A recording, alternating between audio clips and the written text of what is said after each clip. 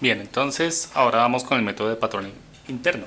¿Sí? El patrón interno se utiliza mucho en espectroscopía de absorción atómica y en espectroscopía también de emisión atómica. ¿Sí? Y pues es un método que se puede utilizar tanto en espectroscopía como en cromatografía. ¿En qué se basa? Se basa en el hecho de que en un análisis espectrofotométrico, por ejemplo, que estamos en espectroscopía en el momento, dado, el cociente de las señales analíticas de un espectrofotómetro es proporcional al cociente de las concentraciones de los estándares utilizados en el mismo análisis. Pero primero definamos qué es un patrón interno. Un patrón interno es un estándar de concentración conocida, ¿sí? Diferente al analito patrón. Pero ese patrón interno se adiciona a todas las muestras, incluidos blancos, incluidos patrones, ¿sí? En una cantidad fija, es decir, a la misma concentración en todos los balones. Pero es diferente a la naturaleza del analito. ¿Sí? O sea, no es el mismo analito. En los métodos de cuantificación anteriores vimos que los patrones tenían la misma naturaleza. Por ejemplo, hierro, ¿sí? Entonces tengo unos patrones de hierro, ¿sí? Unos patrones iguales al analito problema. En este caso el patrón interno no es igual. Puede responder las señales analíticas de una manera parecida, pero su naturaleza química es diferente. Por ejemplo, si estamos analizando hierro, yo puedo utilizar como disolución, como patrón interno, por ejemplo, cromo, ¿sí? Cromo 3, ¿vale?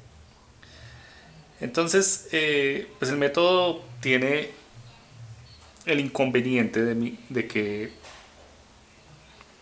en la parte experimental, pues a veces hay pérdidas de la muestra durante su preparación. Pero tiene la ventaja de que pues el método es muy adecuado en la determinación de elementos traza en metales, ya sea por espectroscopía de emisión o de absorción atómica. Entonces, es muy utilizado en estos tipos de espectroscopía. ¿Mm? Entonces hay dos formas de utilizar el método de patrón interno. Uno es el método gráfico, ¿sí? Y otro es el método matemático, análisis matemático.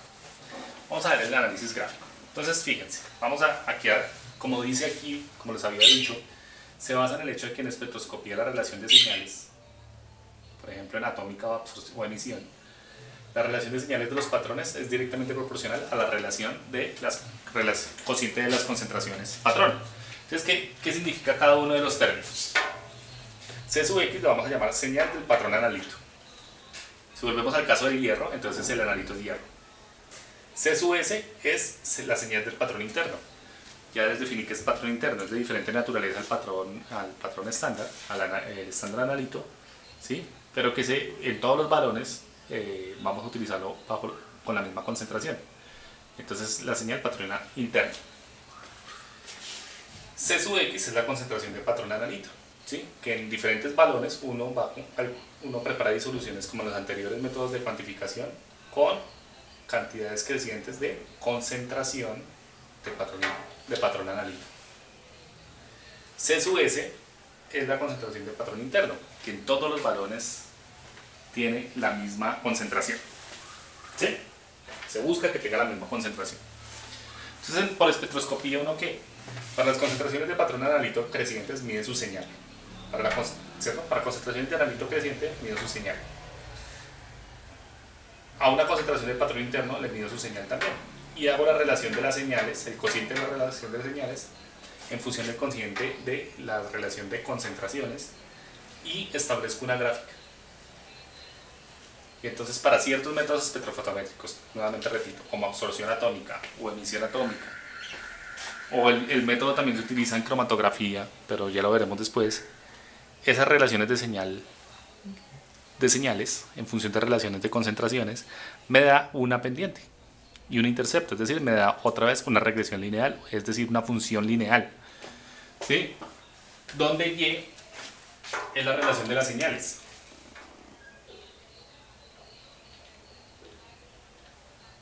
Donde M es la pendiente, que es la inclinación de la recta, ¿cierto? La medida de inclinación de las rectas, es decir, la sensibilidad del método. X va a ser la concentración de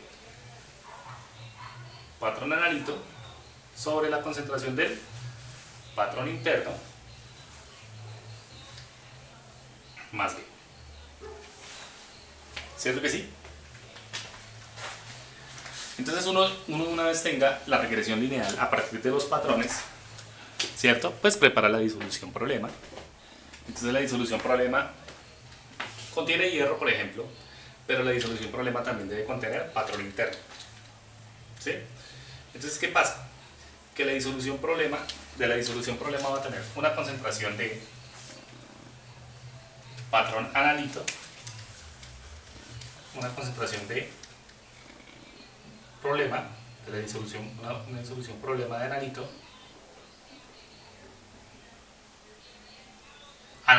¿sí? También se trata de que tenga la misma concentración de patrón interno,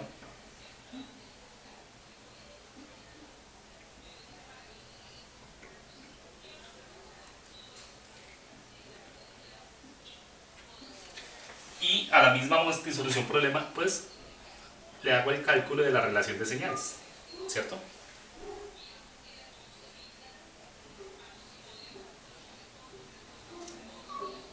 Llamémoslo sub X.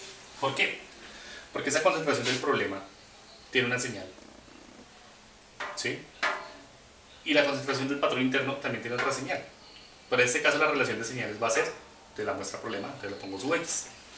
Entonces, otra vez, teniendo la regresión lineal, pues fácil, ¿cierto? Entonces yo digo aquí, ya tengo la regresión lineal, y entonces esta relación de señales la establezco acá, cuando la midan los problemas, ¿cierto? Es igual a la pendiente por, lo voy a poner aquí en rojo, C sub X, que en este caso sería la concentración problema, sobre la concentración del patrón interno que lo conocemos, más B. ¿Bien? Entonces una vez yo medía la relación de señales de la disolución problema sobre el patrón interno, y ya tengo la regresión lineal, entonces tengo la relación de señales, con los patrones ya saqué la pendiente, ya saqué el intercepto, sé la concentración del patrón interno, ¿qué despejo de acá? La concentración de la disolución problema. ¿Sí? Ese es el método gráfico. ¿Y cuándo se utiliza? Cuando tengo suficiente muestra, cuando tengo suficiente patrón interno en el cual pueda preparar una serie, como ahí lo borré, una serie de puntos experimentales, ¿sí? De relación de señales en función de relación de concentraciones de patrón. Patrón analito sobre patrón interno. ¿Vale? ¿Qué pasa cuando por cuestiones experimentales? ¿Qué pasa cuando no dispongo de suficiente muestra o de suficiente tiempo? Entonces yo puedo irme y preparar simplemente 2 puntos experimentales y aplico el análisis matemático. ¿En qué consiste? Sí, eso es cuando tengo impedimento en consecución de patrón interno, tamaño de muestra. Entonces por facilidad yo lo puedo hacer mediante análisis matemático. No va a tener la misma precisión que el análisis gráfico. Entonces cuando necesito hacer un análisis rápido, cuando no tengo suficiente muestra, un análisis así como por encimita, ¿sí? Entonces un análisis matemático se llama así, pero en realidad es una aproximación al gráfico. Y otra vez hablamos de las relaciones de las señales. Entonces estos símbolos son los mismos. Entonces, ¿qué pasa? Preparo 2 puntos experimentales. Uno, lo que está en el numerador, su m, se refiere a la muestra problema. Y lo que está en el denominador con los símbolos US se refieren a la muestra patrón. ¿Sí? Entonces preparo una muestra patrón. Esa muestra patrón contiene tanto concentración del patrón analito como la concentración del patrón interno. A cada una de esas concentraciones de los estándares les mido sus señales. Señal del patrón interno, perdón, del patrón analito, porque son los mismos símbolos, señal del patrón interno. ¿Sí? Entonces tengo las relaciones. ¿Y arriba qué va? La concentración del patrón interno, que es la misma en todas las disoluciones, ¿cierto? La concentración problema de la muestra, que la va a marcar en rojo. Entonces por espectroscopía, yo a esa disolución problema le mido su señal analítica. A la concentración del patrón interno también le mido su señal analítica en la muestra. Su m significa muestra, ¿sí? Y entonces fíjense que estoy preparando menos disoluciones, porque ¿qué necesito? Una disolución de patrón interno, C sub S, una disolución de patrón analito, C sub X, y una disolución de patrón, de problema, de la disolución problema que la marqué en rojo. ¿Sí? Entonces reduje la parte experimental y utilizo esta ecuación. Entonces una vez tenga eso, tengo las señales tanto de la muestra, de las señales de la muestra, como las señales de los patrones. Utilizo esta ecuación y que esté acá la concentración problema. ¿Sí? Es un modo de hacerlo mucho más rápido que el gráfico. Pero tengan en cuenta que en el análisis gráfico, pues puedo tener de 5 a 10 o más datos experimentales. Ustedes saben que en el análisis, entre más datos experimentales tengamos, mejor. Estadísticamente es mucho mejor. Entonces el análisis gráfico va a ser mucho más preciso. El matemático se hace por facilidad, por acelerar el análisis espectrofotométrico o por imposibilidad de tener suficiente muestra para su análisis. De ambos vamos a hacer ejemplos. Ejemplos, trabajo colaborativo en clase.